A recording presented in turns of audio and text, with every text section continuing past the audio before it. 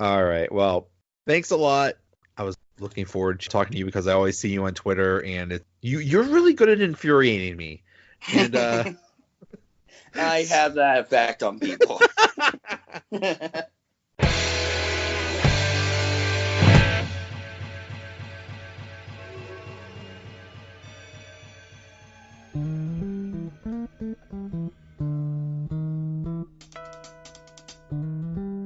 The Donut Bag is brought to you by SeatGeek. SeatGeek is the smart way to buy and resell tickets. It takes the confusion out of buying tickets. They put a 0 to 10 score on each ticket to let you know if you're getting a good or bad deal. Use promo code DonutBag to get $20 off your first purchase. Go to SeatGeek.com or get the SeatGeek app. SeatGeek, life's an event. We have the tickets. What's going on, everybody? Welcome to another episode of the Donut Bag, part of the Pod Hub Network. In this episode, I preview the Penguins-Capitals game with Dave Stevenson of Puck Prose. He is a diehard Capitals and Ravens fan and hates the Pittsburgh teams with a passion. But we still had a pretty good talk. The Donut Bag starts right now. all right, let's talk hockey. It's Penguins and Capitals again. With me to talk about it is Dave Stevenson. He is a site expert at Puck Prose. He is at Baltimore Davy. Dave, how you doing? Good. How you doing? Oh, we're hanging in there. I woke up to the Antonio Brown trade news, and between that and losing an hour of sleep because of daylight savings, I'm running on fumes right now. But the Capitals, I thought would be running on fumes. I gotta tell you, I'm surprised how well they're doing this year. I thought if any team would have a Stanley Cup hangover, it would be them. And it looks like that's not the case at all. How have they been doing so well? Well, I think they got their hangover during most of the summer when they were too busy drinking. So man, probably played a part in it. I was surprised that Ovechkin was even made it to the season with all his partying. Yeah. Oh my goodness. And he's having one of his best seasons. Oh yeah, this is easily one of his best ones. Just just coming back for that championship, and it seems like he's even hungrier. Like he's tasted blood, and now he wants more of it. Yeah. What do you think the perception of the Capitals was before they won the Cup? Pretty much like maybe the San Diego Chargers of the NHL. Always good, not good enough to win it. But obviously that perception has changed a whole lot. Exactly. I agree. I think it was always like, well, yeah, they're good. They get their regular season stuff. But then when it comes time for the playoffs, forget about it. And the knock on Ovechkin was, well, he doesn't really care. He just wants to go back to Russia and compete in some Russian championships and stuff. He doesn't really care about the playoffs. And, I mean, unfortunately for you guys, it was usually the Penguins that were beating the Capitals. But it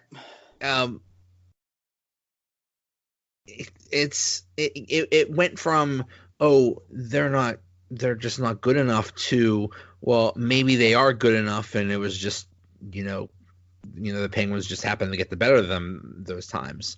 So yeah, I think it's a huge change in perception, and yeah, maybe that's why they didn't really get the dip in the points or the performance, because now they know what it takes. Yeah, and I think this is worth noting.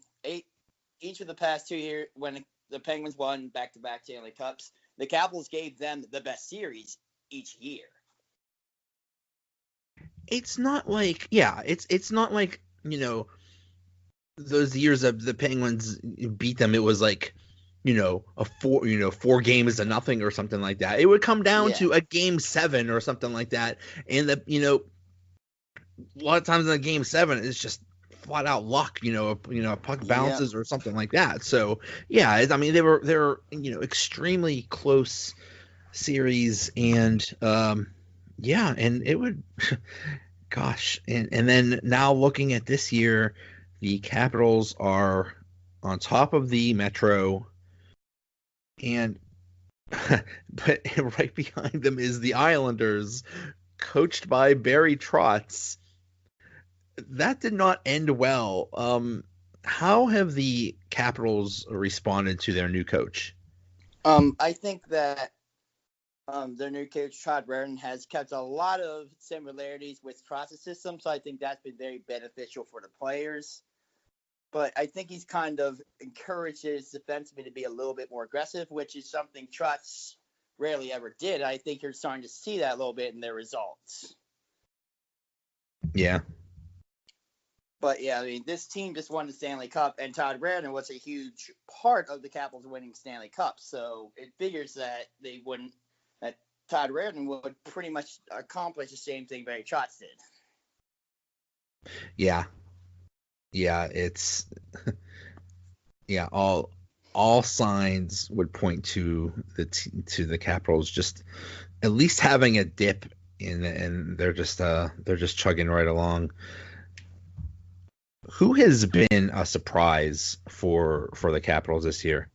I think the biggest surprise has probably been honestly, I had to probably say Jacob Vrana. Like, we all knew Jacob Vrana had all the skill in the world, but for whatever reason, he couldn't seem to get it all together consistently under Barry Trotz. Under Todd Reardon, Vrana's having a breakout year, has really turned their second line into a legit scoring line, and he could be a future 30-goal scorer. So I think he's just done a terrific job this year. That's a strong line, Backstrom, Oshie, and Vrana.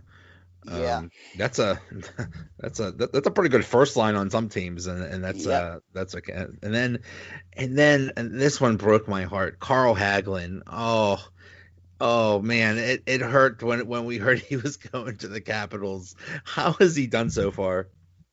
So far I think he's done precisely what they brought him in to do. They didn't bring him in so much for scoring because they had more than enough of that. I think what he really was brought in to do was sort of provide some defensive stability and help out their penalty kill. So far, I've been impressed with him. His speed is really something else. Like, you have to see it firsthand on your team before you fully appreciate it. But he's got to be one of the fastest skaters in the league. Yeah, it's freakish. It's freakish, and yeah, that's his thing. He's great. He's great defensively, great on the forecheck, great on a penalty kill. He just don't count on him to score. So if you don't need him to score, then you're just fine. And gosh, it'll hurt so much when the Penguins go against him because he was such a big part of those Stanley Cup winning teams. So that's going to be really weird. And I gotta mention Tom Wilson, even though I hate him. There's only one other person I hate more than Tom Wilson, and I think everybody in the league outside of Washington hates Tom Wilson. How has he been doing this year?